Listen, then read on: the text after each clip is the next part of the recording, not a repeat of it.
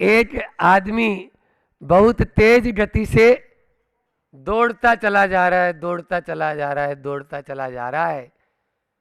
सामने से संत आ रहे हैं। संत के चरणों में प्रणाम करने के लिए कुछ देर के लिए वह रुका ही था। संत ने इतना ही पूछा, क्यों भाई कहाँ जा रहे हो? क्यों भाई कहाँ जा रहे हो? पता है उन्होंने क्या जवाब दिया उस युवक ने? पता नहीं, पता नहीं। संत चट रहा है, ये कहाँ जा रहा है इतनी तेजी से और पता नहीं। दूसरा प्रश्न बोला, तुम आ कहां से रहे हो? उसने बोला पता नहीं। कहां जा रहे हो पता नहीं, कहां से आ रहे हो पता नहीं। तो बोले भैया क्यों जा रहे हो ये बता दे। उसने फिर बोला पता नहीं। तो चौथा प्रश्न जैसे ही किया कि तू है कौन ये तो बता दे, उसने जवाब दिया पता नहीं। ये स्थिति आज के प्रत्येक इंसान की है। वो कहां से आ रहा है, कहां जा रहा है, क्यों जा रहा है और कौन है, कोई पता नहीं। हम सब लोग साधु होने के बाद में भी प्रतिदिन अपनी आत्मा से यही प्रश्न पूछते हैं, को हम कि गुणा करते हैं, किम प्राप्य किम निमित्त कहे इत्युह प्रत्ययम नोचे यस्तादिति मतिर् भवेत्। इस मति में ये प्रश्न पहले आएगा कि मैं कौन हूं, क्यों आया हूं और कहां जाना है, तब तो मैं आगे का रास्ता तय कर लूंगा, अन्यथा रास्ता करने की कोई बात है ही नहीं। आज आदमी दौड़ तो रहा है और तेजी से दौड़ रहा है। महत्वपूर्ण गति नहीं है, महत्वपूर्ण दिशा है। लिख लो, महत्वपूर्ण गति नहीं है, महत्वपूर्ण दिशा है। सही दिशा में एक कदम भी चलोगे मंजिल की तरफ पहुंचोगे, गलत दिशा में 100 कदम भी चल लोगे मंजिल से दूर चले जाओगे, मंजिल से दूर चले जाएंगे। इसलिए आचार्य श्री जी ने हाई को दिया, आज बोल रहे हैं दुलिया वालों के लिए, अतिसंधान, अनुसंधान नहीं, संधान साधो। 17 अक्षर में पूरा सार भर दिया। हमारी दीक्षा के पहले का हाइकू है, ऐसा मत समझ दीक्षा के बाद में बना है। हाँ, अतिसंधान, अनुसंधान नहीं, संधान साधो। आज संधान अतिसंधान हो रहा है, रिसर्च हो रही है, खोज हो रही है। किस दिशा में? आइंस्टीन मरणासन्न था और उस आइंस्टीन से उसकी शिष्य मंडली चारों तरफ थी। एक मेधावी प्रतापी युवक शिष्य ने पूछा, सर आपने तो विश्व की बहुत सारी खोजें की है, क्या इस अवस्था में मैं आपसे बस इतना ही पूछना चाहता हूं, कोई खोज आपकी अधूरी रह गई क्या? वो सोचा कि मैं उस खोज को पूरा कर दूंगा। कोई खोज अधूरी रह गई क्या? आइंस्टीन ने एक ही बात बोली, हाँ एक खोज अधूरी रह गई और उस खोज के बिना मेरी सारी खोजें अधूरी है, क्योंकि उस खोज करने वाले की खोज अधूरी रह गई, इसलिए मेरी सारी खोजें व्यर्थ है, व्यर्थ है। उस खोज करने वाले की खोज आज तक नहीं की हमने, बस वही है अनुसंधान। उस खोज करने वाले की खोज कोई नहीं कर रहा है। ड्राइवर की तरफ ध्यान नहीं है, गाड़ी की तरफ सबका ध्यान है, रोड की तरफ सबका ध्यान है। आहा क्या चिकनी रोड है, सपाट रोड है, आहा क्या BMW, बोलो। अरे तो BMW या वो रोड चला रही है क्या? गाड़ी को चला कौन रहा है? उसके ऊपर किसी का ध्यान नहीं जा रहा। जब उस रथी का महत्व है, अर्थी का नहीं। समझ में आया है? रथ का क्या महत्व है? रथी उसमें बैठा है तो रथ चल रहा है, जिस दिन हुआ उठाओ ले जाओ, बदबू मार रहा है, पत्नी भी कहेगी हाँ ले जाओ, स्वीकार है मुझे। कमला चलत न पेट जाए मरघट तक परिवारा, और अपने अपने बोलो ना, हाँ पिता पुत्र और दारा, इसलिए कोई नहीं चलेगा साथ में। हाँ इतना जरूर है, आपको यदि उस पंछी का ध्यान रखेंगे तो फिर आप कहीं पे भी चले जाएं संसार में, कोई दिक्कत नहीं है। तो आज उसी के बारे में 4 बिंदु आपको मैं देता हूँ। समय तो काफ़ी इसके लिए चाहिए, लेकिन जितना है उतने में अपना काम कर लेंगे अपन, कोई दिक्कत की बात नहीं, और पूरी बात कर देंगे, उतने में ही समेट देंगे। कि आज का व्यक्ति दौड़ तो रहा है, लेकिन उसको मालूम नहीं है किधर जाना है, और ऐसी स्थिति हो गई कि दुरंतों में बैठा है, राजधानी में नहीं बैठा है, शताब्दी में नहीं बैठा है, सुपरफास्ट में नहीं बैठा है, एक्सप्रेस में नहीं बैठा है। पैसेंजर की बात तो करना ही नहीं, अब क्या बात है, वो तो दुरंतों में बैठा है, जो नॉन स्टॉप जाएगी। कहां जाएगी? हाथ से हाथ नहीं सूझेगा, ऐसी जगह जाएगी। 4 बात बोले। आज का ये स्थिति क्यों हो रही है? क्योंकि आज का इंसान मोर मैकेनिज्म, पहला मोर, 4 मोर दे रहा हूं, मोर मैकेनिज्म, यंत्र का युग हो गया। हर चीज यंत्रों पर आधारित हो गई, इसलिए वो भूल ही गया आत्मा को। आज वो आत्मा की बात ही नहीं सुन रहा है ना, वो तो सब इस यंत्र के युग ने हमारे इस भारतीय तंत्र को पूरा बिखेर के रख दिया, उखाड़ के रख दिया। ये समझ लीजिए, यंत्र युग ने सारे भारतीय नहीं पूरे विश्व का ही तंत्र खराब कर दिया। चाहे वो खान पान से संबंधित ले लो, चाहे वो पहनाने रहन सहन से संबंधित ले लो, और चाहे वह व्यवहार से संबंधित ले लो, कोई भी नहीं यंत्र। मैं आपसे पूछना चाहता हूं यहां बैठे हुए सब लोगों से, ये बताओ, पहले बेटा रोता था, बाप गोदी में ले लेता था। आज बेटा रोता है, मोबाइल पकड़ा देता है चला के उसको, मोबाइल में उसी की आवाज है, उसके बाप की आवाज है, ये भी समझ लो। लेकिन वो गोद का प्यार कहां से लाएगा? सोचो आप। मोबाइल दे दिया उसने हाथ में, या कैसेट दे दिया, या टेप रिकॉर्डर दे दिया, या जो भी आपके यंत्र हैं, लेकिन वो जादू की छप्पी कौन देगा? मिलेगी वो यांत्रिक युग में। मोर मैकेनिज्म, आज का इंसान हर चीज में, खेती बाड़ी वाले बैठे सामने ही, मोर मैकेनिज्म हो गया। हर चीज यानी जो है ना, 3 महीने में 4 महीने में फसल आती थी, अब वो 2 महीने में चाहेगा तो क्या होगा? ये बताओ, 9 महीने में बच्चा पैदा होता है, 7 महीने में हो जाए तो बोलो, सतमासा कहलाता है। हाथ पांव हिलते रहते, वेंटिलेटर पे रखो महाराज, अभी तो महाराज आशीर्वाद दे दो, 7 ही महीने में हो गया। बोलते नहीं बोलते? ये चीजें होती है। इसलिए ये सब यांत्रिक युग, और यंत्र के द्वारा इतना ज्यादा नाश हो गया है जिसकी जरूरत ही नहीं है, वो जांचें हो रही है हर क्षेत्र में। चिकित्सा के क्षेत्र में यांत्रिक युग आप देख लो, शिक्षा के क्षेत्र में यांत्रिक युग आप देख लो, आप अन्य आवागमन के साधनों में यांत्रिक युग देख लो, मोर मैकेनिज्म। पहले सुभाष चंद्र बोस का पत्र पढ़ा था यश बाबू ने उस दिन कि पहले के लोग 10-5 किलोमीटर यूं ही पैदल चल लेते थे, अब 1 किलोमीटर भी पैदल नहीं चलते, क्योंकि हम, बोलो ना, बाबू है, क्योंकि हम बाबू हैं। उसमें 5-7 बार लिखा है क्योंकि हम मोर मैकेनिज्म। फिर दूसरा है मोर एक्टिविटी। मोर एक्टिविटी अतिसंधान का कारण है ये। आज का हर इंसान मोर एक्टिविटी कर रहा है। वो सुबह से लेके, पहले की महिलाओं को या पुरुषों को, आप जिसकी भी उठाना चाहो जिंदगी देख लो, सुबह उठती थी 4 बजे और शाम को 6-6:30 बजे, जब तक अंधेरा होना है तब उसकी जिंदगी अपना पूरा व्यवस्थित हो जाता था। उसमें भी पड़ोस में जाके 2-3 घंटे हमारी दादी या हमारी जो दादी की और बहनें वगैरह जो थी, वो सब आपस में बैठ के चौपाल पे बैठती थी इस समय, और बढ़िया मीटिंग उठती थी उनकी, है ना। तो ये, लेकिन अब घर में दौरानी जिटानी को बोलने की फुर्सत नहीं है। मोर एक्टिविटी। कोई बोले कि भैया तुम्हें प्रवचन में आना है, मैं व्यस्त हूं महाराज। तू व्यस्त नहीं है, अस्त व्यस्त है। व्यस्त होना कोई बात नहीं, व्यस्त होना बहुत अच्छा है, अस्त व्यस्त होना बुरा है। अस्त व्यस्त मत हो, व्यस्त हो जाओ, कोई दिक्कत नहीं, जीवन आपका स्वस्थ हो जाएगा और मस्त जिंदगी हो जाएगी। समझ में आया?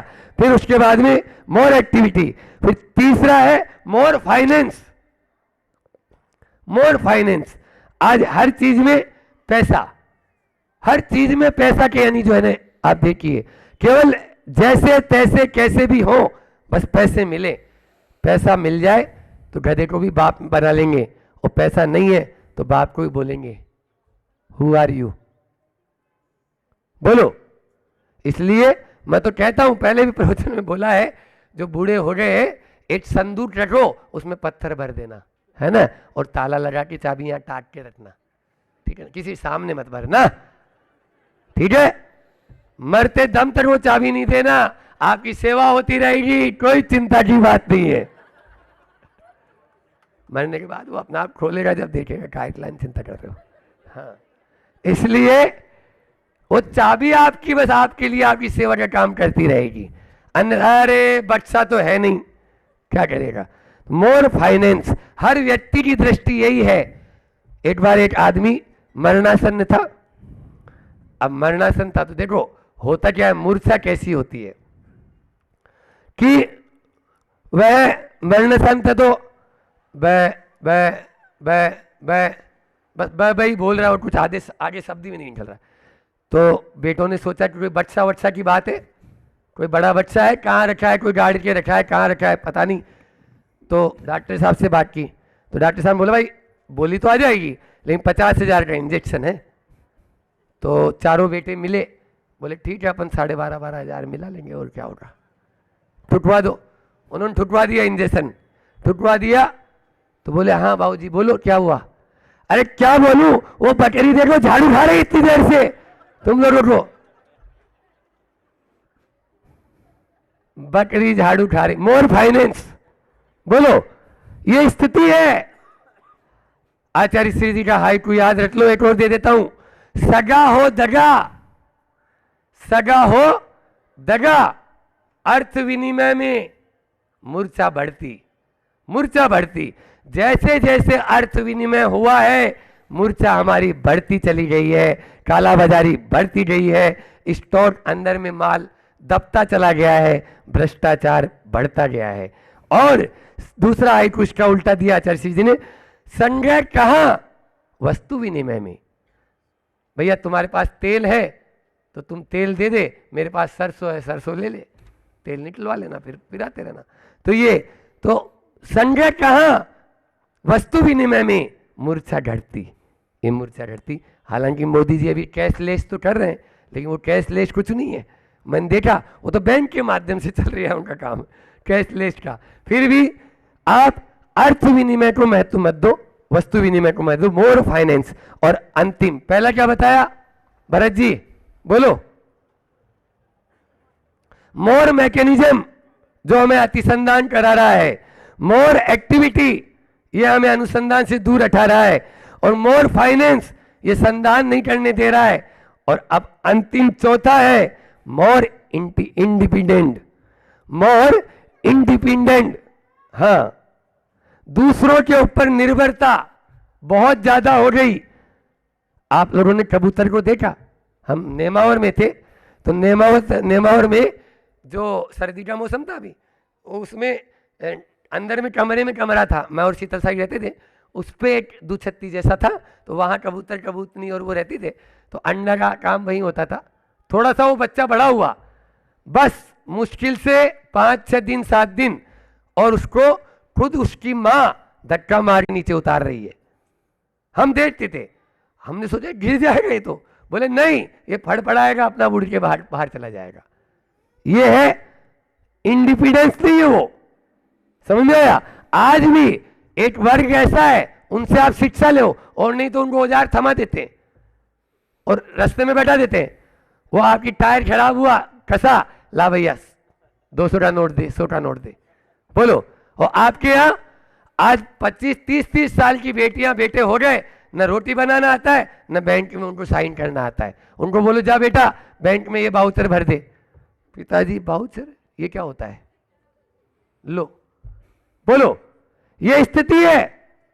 आपने उनको क्या कर रखा है, अब महाराज जी वहां तो जाके बनाएगी, क्या बनाएगी, आपने खाट बनाएगी क्या, आपने उसको सिखाया नहीं तो बनाएगी क्या, वहां पे जाके और सासू के हवाले हो जाएगी वो। यहाँ तो फिर भी माँ चलो सेवा कर रही थी, वह जन्म दिया है, लेकिन वहां पर जिसमें अब उसको यानी जिंदगी भर रहना था, ये सब चीजें निर्भरता का कमी हो रही है, इनसे बचना चाहिए। तो इन 4 बातों को अपन को ध्यान रखेंगे तो धूले वाले अपने कर्मों को धो ही देंगे।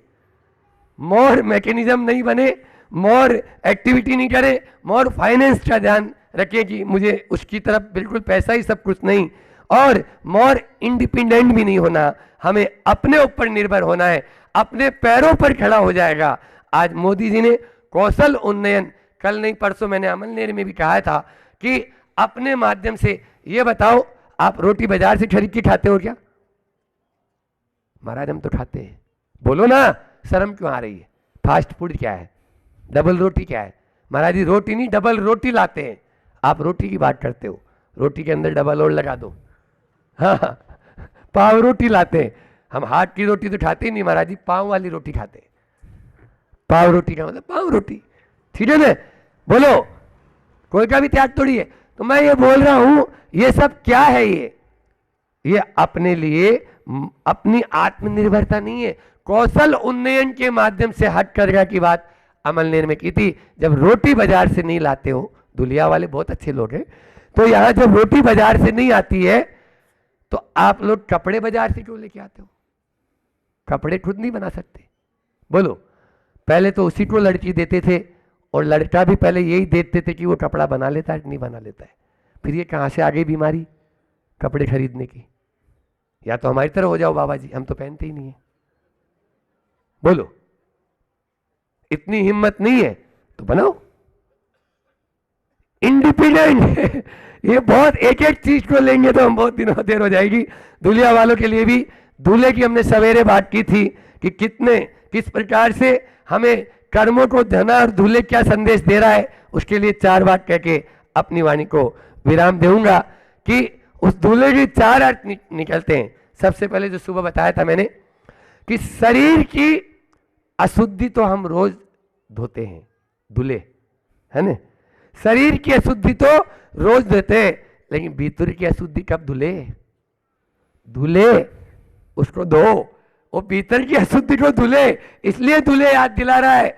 दो धुले, दूसरा अर्थ है धूल, डस्ट, ठीक है ना? डस्ट आपको पसंद है क्या? लेकिन अभी होली आ रही है, उसमें गुलाल सबको पसंद है। अंतरंग को बदलना चाहते हो तो एक तरंग ऐसी छेड़ दो जो 27 तारीख से 7 तारीख तक मांडी तुंगी में होने जा रही है। उसमें आ जाओ और खूब रंग उड़ाओ। वो धूले, दूसरी धूले आपके लिए वो वाली काम की कर जाएगी जो आपके अंतरंग के उन कर्मों को हटा देगी, और वो जो डस्ट होगी आपके लिए गुणकारी होगी। तीसरा है धूले, यानी धोकर। धोकर ही खाते हैं ना? देखो भाई, हम तो हर चीज धोकर खाते हैं। आप बादाम भी दे देंगे या कुछ भी दे देंगे, बादाम तो लेते नहीं, दूसरी चीज दे देंगे तो आप धोके ही खाएंगे ना? पूछ लेते हैं भैया ये बीज धुलावा है नहीं धुलावा है क्या, तो धोकर ही खाते हैं। लेकिन आप लोग पल पर धोखा खाते हो, पल पल धोखा खाते हो। धोखा खाने वालों, दूल्हे कह रहा है कि धोकर खाओ, धोखा मत खाओ, धोकर खाओ। कभी भी कोई भी चीज ऐसी नहीं लाया, पैकेट खोला और रेडी टू ईट। आजकल तो रेडी टू ईट आता है, यस भाई, है ना? हाँ, सब्जी बनाई थोड़ी जाती है, उसमें परवल वगैरह सब बनी बनाई है, खाली उसको खोलो, डालो और खा लो, इतना। ये रेडी टू ईट है, इसलिए वो नहीं, धोके खाओ।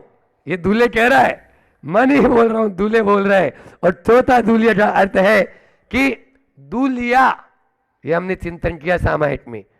दूलिया मतलब उपयोग कर लिया, किसी भी चीज का दोहन कर लिया, दूलिया। गाय को दोना, है ना? बीज को बो दिया तो दूलिया, मतलब उससे फसल अपन ने। आज शिवाजी की जयंती है, उनको भी याद कर लो, है ना? कल शिव जी के बारे में बोला था, तो आज शिवाजी, हालांकि कल बोला तो था हमने शिवाजी के बारे में भी। तो उन शिवाजी ने अपने जीवन का उपयोग किया, उपभोग नहीं। हमारे आचार्यों ने कहा बेटा इसका उपयोग कर लेगा तर जाएगा, और उपभोग करेगा मर जाएगा। क्योंकि ये तो एक बीज है, जैसा गन्ना है, काना पोड़ा पड़ा हाथ चूसे तो रोवे। समझ में आया? ये शरीर उस काने पौने की भांति है। गन्ना के बीच में वो जो क्या बोलते हो आप लोग इधर, गांठ, गांठ को इधर मराठी में क्या बोलते हैं, गांठ ही बोलते हैं ना, हाँ गांठ। तो वो उस गांठ को आप कभी चूसते, उसमें रस होता है? बोलो नहीं महाराज, उसमें कोई रस नहीं होता है, और चूसे दांत और टूट जाएंगे, उसको नहीं चूसते। जो बीच वाला होता है उसको चूसते। लेकिन जब कभी भी गन्ना उत्पन्न होता है, किससे होता है बोलो? गांठ, यानी स्पोर को उगा देंगे। बस ये शरीर भी हम उसी तरह से इसका उपयोग कर लें। कभी भी इस शरीर के चक्कर में मत पड़ना, ये आपको हुड़की की जरूर देता है, लेकिन शिवाजी को याद कर लेना। जिस प्रकार से शिवाजी छत्रपति शिवाजी बन गए, उसी प्रकार से हम भी, आप लोग भी छत्रपति तो, लेकिन वो दूसरा छत्र लगा लेते हो, वो घूमने वाला छत्र लगा लेते हो, वो छत्रपति नहीं लगाना है। ऐसा काम करो कि लोग आपके ऊपर छत्र लगाने के लिए लालायित हो जाए। जैसे तीर्थंकर प्रभु होते हैं, त्रिलोकीनाथ होते हैं, उनके ऊपर आप लोग छत्र चढ़ाते हैं। ऐसे ही हम भी वो महापुरुष बने हैं, और फिर आगे जाके 3 लोक के नाथ भी बने। कि आगामी 27 तारीख से 7 तारीख तक सिद्धों की उस पावन धरा पर, और संस्कृत का मूल सिद्ध चक्र महामंडल विधान, और वो भी वहाँ पर पूर्व से विराजित 3 माताजी भी हैं, और हम दोनों भी आचार्य गुरुवर के आशीर्वाद से वहाँ पहुँच रहे हैं। तो एक निश्चित रूप से एक मणिकांचन योग जैसा है। अब उसका लाभ जितने लोग ले सकें, अभी धन की कोई बात नहीं है। हमें हमारी अंदर किशोर भाई से और इनसे ही बात हो गई कि महाराज धन तो बहुत है, आप तो लोग वहाँ पर आए। इन लोगों ने मेरे से एक ही बात बोली कि वहाँ पर सब लोगों का आवागमन अच्छे से हो जाए, और सब आएंगे तो अपना भी बरसता है। हमारे यहाँ रूखी सूखी रोटी खाने वाला भी प्रभु के दरबार में तो घी का दिया ही जलाता है, भले वो रूखी रोटी खा लेगा, तो इसलिए चिंता मत करो। सिद्ध चक्र विधान में बैठना निशुल्क है, किसी ने भी आके अपना सिर्फ समय देना है। वहाँ पे निशुल्क व्यवस्था है, सभी के रहने की, भोजन की और आवागमन की भी निःशुल्क व्यवस्था हो जाएगी बिल्कुल। तो आप लोगों से यही बात जो महेंद्र जी बोल रहे हैं कि आगामी, और इसमें कई लाभ है। दिगंबर महाराज जी निर्गंध मुनिराज के द्वारा मंत्रों का उच्चारण जैसा बताया अभी, वो तो है ही। उसके साथ में पूर्णिमा पर एक विशेष महत्व है। हमारे महाराज जी को भी बहुत वो अंदर से और हमके भी, कि पूर्णिमा को वहाँ का एक विशेष अवसर हमें भी प्राप्त होने जा रहा है। उस पूर्णिमा पर वह 1008 मंत्रों से शांति धारा करने का मूल लायक पर सुयोग, यह भी आपके लिए प्रथम बार प्राप्त होगा। इसलिए आप यह अवसर चूके नहीं, और 1-2 दिन में ही अपनी पूरी स्वीकृति वहां पर देकर, जिससे इन लोगों को व्यवस्था बनाने में भी ये ट्रस्ट कमेटी भी पूरी मीटिंग कर रही है, और अच्छे से आपकी पूरी व्यवस्था हो जाए, ऐसी भावना के साथ में सबका भाव है। सिद्ध क्षेत्र पर आके आप भी रंग गुलाल और पिचकारी खेलो, और हम तो रोज ही खेलते हैं, जहाँ रहते हैं हमारे लिए तो सब बराबर है। बोले अहिंसा परमो धर्म की, आचार्य गुरु और विद्यासागर जी। एक स्थान पर इंटरव्यू चल रहा था, और इंटरव्यू में सिर्फ एक सीट थी, और उस एक सीट के लिए बहुत सारे लोग लगे थे कि हमें वो नौकरी मिल जाए, हमें वो नौकरी मिल जाए, हमें वो नौकरी मिल जाए। अब आप लोगों में से ही कोई वहाँ, बहुत सारे लोग वहाँ पहुँचे उस नौकरी के लिए कि कहीं हमारा नंबर लग जाए।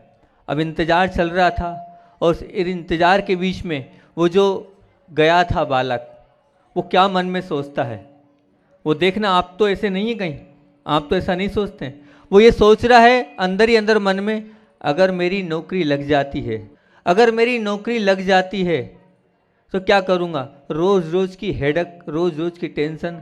नल बंद किया कि नहीं, मम्मी चिल्लाती है। झाड़ू रखी कि नहीं, चिल्लाती है।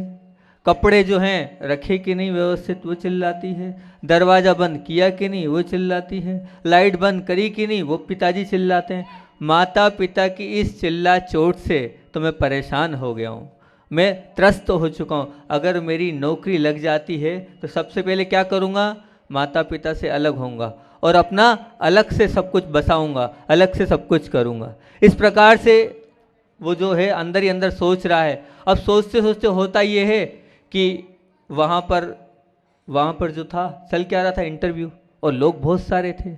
अब जब लोग बहुत सारे थे तो खबर मिली कि इंटरव्यू के लिए नीचे बैठे थे, बिल्डिंग बहुत बड़ी थी, कंपनी बहुत बड़ी थी, तो ऊपर बुलाया है। अब ऊपर बुलाया है तो सभी लोग ऊपर गए।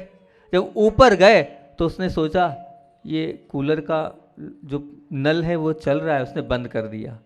उसने सोचा एक कचरा यहाँ है, मम्मी कहती है, माता कहती है कचरा ऐसा नहीं रहना चाहिए, उसने डस्टबिन पे रख दिया। अब कुर्सी भी अव्यवस्थित थी, उसने वो कुर्सी भी, क्योंकि पिताजी बोलते हैं कि व्यवस्थित होना चाहिए सब चीज़ें, तो उसने वो पिताजी की याद आई तो कुर्सी भी व्यवस्थित रख दी। अब सब कुछ रख दिया और जाते जाते उसे लगा इतनी सारी लाइटें जल रही, जब कोई रहेगा नहीं तो लाइट जलाना उचित है क्या, उसने लाइटें भी सब बंद कर दी। अब पूरा स्थान बंद करके वो ऊपर पहुंचा।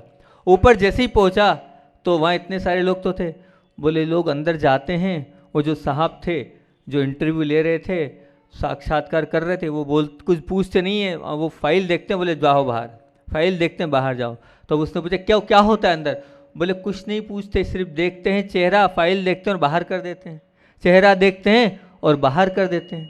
अब ये पूरा सीन अंदर चला, वो घबरा गया, मेरी फाइल में कोई ऐसा है ही नहीं, कोई विशेष की योग्यता हो मैंने तो नौकरी लग जाए, वो घबरा गया एकदम। फिर भी अब जब उसका नंबर आया तो वो अंदर पहुंचा। अब ध्यान से सुनना बच्चों, क्या हुआ, अंदर की कहानी क्या हुई।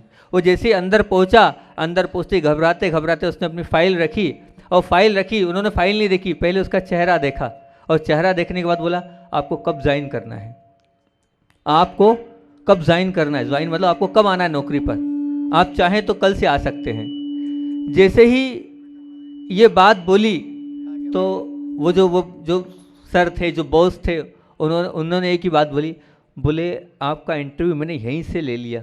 बोले जो व्यक्ति डस्टबिन में कचरा डाल सकता है, जो चलते हुए नल को बंद कर सकता है, जो कुर्सियों को एक तरफ व्यवस्थित रख सकता है, जो वहाँ पर की लाइट पंखे सब बंद कर सकता है, ऐसे ही व्यक्ति की हमारे ऑफिस में आवश्यकता थी, इसलिए हम आपको क्या करते हैं, अपॉइंट करते हैं। और उस वक्त उसके मन में लगा कि मैं हमेशा मेरे माता पिता को, वो जो मुझे टोकते हैं, मुझे बार बार चिल्लाते थे, जो गुरुजन परिजन, उनको बार बार क्या, उनको अलग करने का सोच रहा था कि नौकरी लगेगी वैसे ही मैं अलग हो जाऊंगा। लेकिन ध्यान रखना, ये हमारे माता पिता तो हमें संस्कार देते हैं, हमें समझाते हैं और हमारे अच्छे के लिए बताते हैं, लेकिन हम बहुत जल्दी बुरा मान जाते हैं। सबसे पहले वो घर गया और घर जाने के बाद अपने माता पिता के चरणों में लिपट लिपट के रोया कि आपके ही संस्कारों के कारण आज की नौकरी मिली है, मेरी पढ़ाई के कारण नहीं मिली है, मेरी योग्यता के कारण नहीं मिली है, जो आपने संस्कार दिए थे उन संस्कारों के माध्यम से ही मुझे नौकरी मिली है। तो ध्यान रखना बंधुओं, बच्चों, यहाँ बैठे जितने बच्चे बच्चियाँ सब ध्यान से सुनना,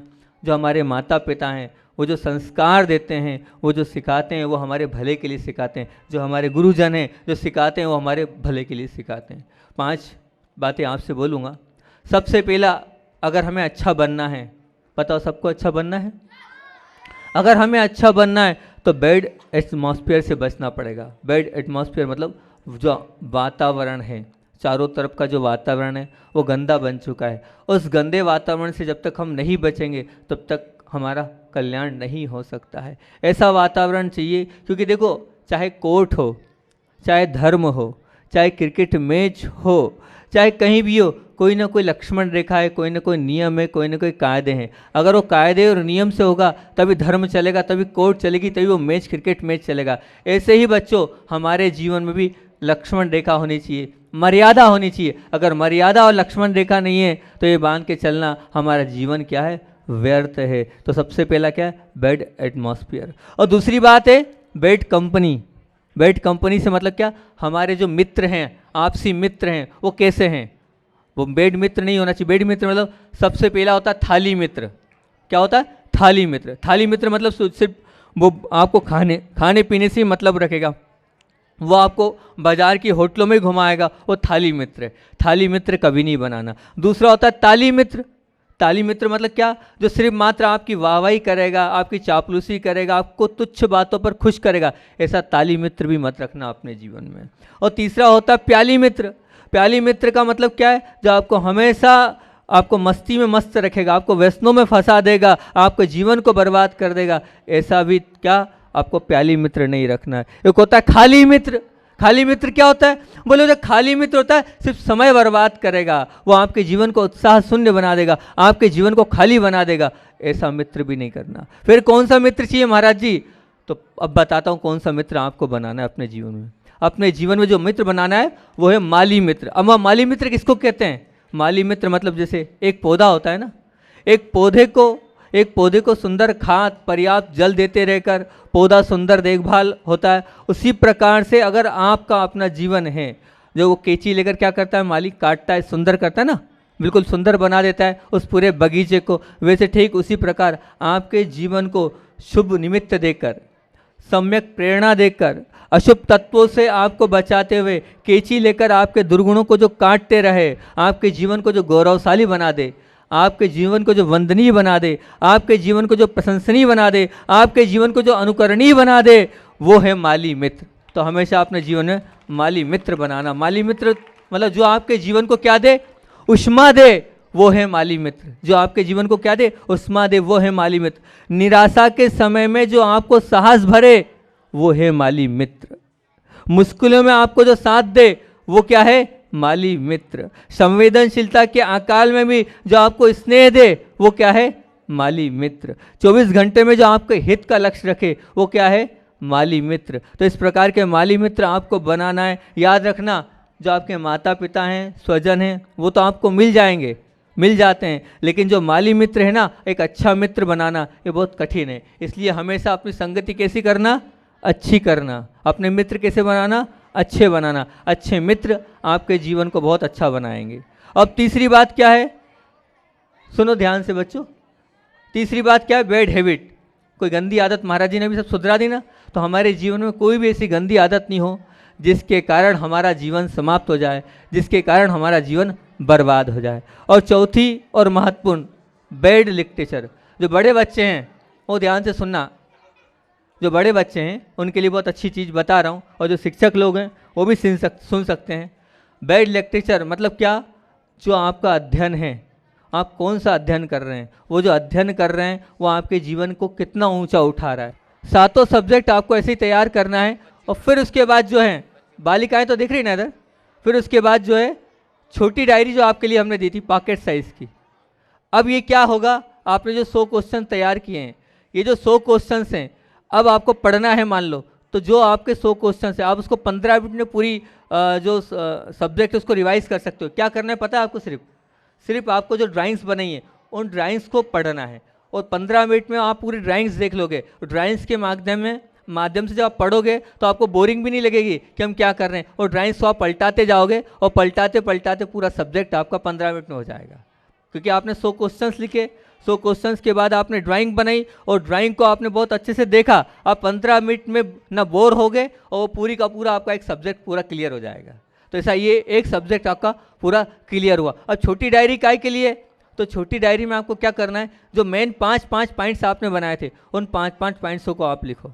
ऐसे वो पूरी जो छोटी डायरी है, उस छोटी डायरी को भी आप 5 पॉइंट्स बनाकर पूरी छोटी डायरी आप भर लोगे, तो 100 क्वेश्चन आपने कर लिए। अब वो छोटी डायरी जो है, आप कहीं आ रहे हैं, कहीं जा रहे हैं, कहीं भी आप बस स्टॉप पे खड़े हैं, तो उस समय आप उस छोटी डायरी को सुबह से लेकर शाम तक आपको क्या करना है, रिवाइज करना है। तो ये आपकी छोटी डायरी भी आपके बहुत काम आएगी। ये आपको पूरा सब्जेक्ट एक दिन में रिवाइज कर सकते हैं आप, सुबह से लेकर शाम तक। ऐसे ही वो जो बड़ी डायरी है वो भी एक दिन में रिवाइज कर सकते हैं। अब रही बात कि वो मोबाइल की क्या आवश्यकता है और वो जो ईयरफोन की क्या आवश्यकता है, तो जो मोबाइल और ये जो ईयरफोन है वो आपके बहुत काम आएगा। क्या काम आएगा, आपको क्या करना है, अपनी वॉइस में, अपनी खुद की आवाज़ में वो जो प्रश्न है उस उत्तर को किसी को समझाना है, उसको रिकॉर्ड करना है। और जब वो रिकॉर्ड हो जाएगा तो पूरी आपकी वो भी एक फाइल तैयार हो जाएगी। जब आपको ऐसा लगे कि हम बोर हो रहे हैं, तो आप वो जो बोर हो रहे हैं तो कुछ नहीं करना है, वो जो आपने रिकॉर्ड किया अपनी आवाज़ में उसको खुद सुनना है। आप अपनी बात को, अपनी आवाज़ को उसमें सुनेंगे,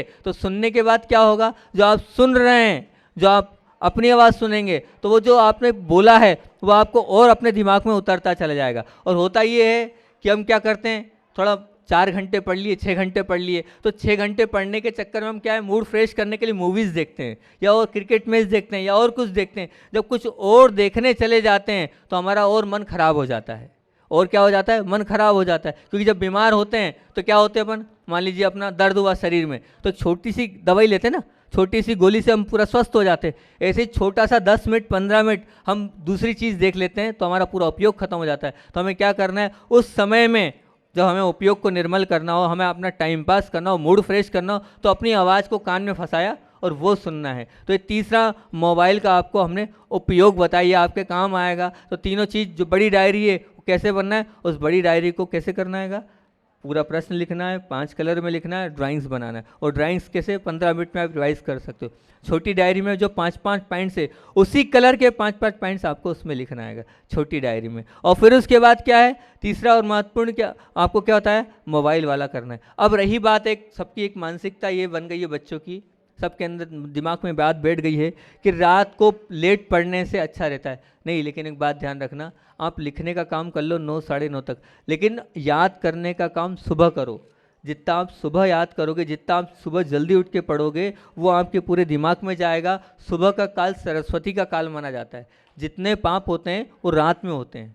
जितने पाप होते कब होते हैं, रात में होते हैं। तो जो रात में आप जो सोच रहे हो कि हम रात लेट नाइट पढ़ें, नहीं, आप सुबह उठ के पढ़ो। वो दिन की पढ़ाई 4 घंटे की और सुबह की 1 घंटे की बराबर है। और जो सुबह आप याद करोगे वो पूरे आपके दिमाग में जाएगा। इसलिए धीरे धीरे ऐसी आदत डालो कि हम सुबह जल्दी उठना चालू करें। कैसी आदत डालना है, सुबह जल्दी उठ के पढ़ने की हमें आदत डालना। तो आप सुबह अगर पढ़ोगे तो आपके पूरे वो दिमाग में रहेगी और वो आगे तक आपको याद रहेगी, क्योंकि वो सरस्वती का काल माना जाता है। रात में जो हम पढ़ रहे हैं उससे हमारा स्वास्थ्य भी खराब होता चला जाएगा। तो ये आपको हमने याद करने के लिए आपको बात बताइए। और बैड लिटरेचर के बाद बैड थॉट्स। बैड थॉट्स से मतलब हमारी सोच खराब नहीं होना चाहिए। सोच खराब से तात्पर्य ये कि हम किसी का बुरा ना सोचें, किसी का गलत ना सोचें, किसी के विषय में ये ना सोचें, ईर्ष्या ना करें। अगर कोई अच्छा पढ़ रहा है, अगर कोई अच्छा कर रहा है, तो वो जो अच्छा कर रहा है वो अच्छा कर रहा है, तो उसमें हमें किसी के विषय में बुरा और गलत नहीं सोचना है, ये ध्यान रखना है। तो इस प्रकार से इन 5 बातों को आप ध्यान रखना। अच्छी बात है, लेकिन 4 अच्छाइयाँ आपको निकालना है। और वो जो अच्छाइयाँ हैं अपनी शिक्षिका के निकाल कर, हम तो चले जाएंगे, जो आपके प्रधान अध्यापक हैं उनको आपको देना है, ठीक है ना। और घर में जो लोग हैं उनकी अच्छाइयाँ निकाल कर आप जो घर के सबसे बड़े सदस्य उनको देना, क्योंकि जब तक आप बड़ों की विनय नहीं करोगे तब तक आपकी बुद्धि नहीं बढ़ेगी। ध्यान रखना, अगर आप अपनी बुद्धि बढ़ाना चाहते हो तो विनय करना होगा। और विनय जब कर पाओगे जब उनमें आप अच्छाई देखोगे। जब तक उनकी गुण नहीं देखोगे, जब तक उनकी अच्छाई नहीं देखोगे, तब तक आप उनकी विनय नहीं करोगे। तो विनय गुण से ही विद्या आती है। कहते हैं ना, विद्या ददाति विनयम, क्योंकि विद्या तब आएगी जब आप विनय करोगे। अगर विनय नहीं है तो विद्या 3 काल में नहीं आनी। आपकी विद्या बढ़े, आपकी बुद्धि बढ़े, इसलिए आपको विनय करना है। और सभी लोगों को, उनमें सभी लोगों, जितने सब सुन रहे ना बच्चे लोग, क्या करना है हमें, 4 अच्छाई निकालने। किसके लिए, अपने जो शिक्षिकाएं हैं उनके, शिक्षक है उनके लिए, और अपने जो घर में बड़े हैं उनके लिए। तो आप अगर अच्छाई निकालोगे तो निश्चित तौर से आपकी बुद्धि भी बहुत अच्छी हो। आपकी बुद्धि अच्छी हो, इसी भावना से बोलिए आचार्य भगवान विद्यासागर जी महामुनि राज की।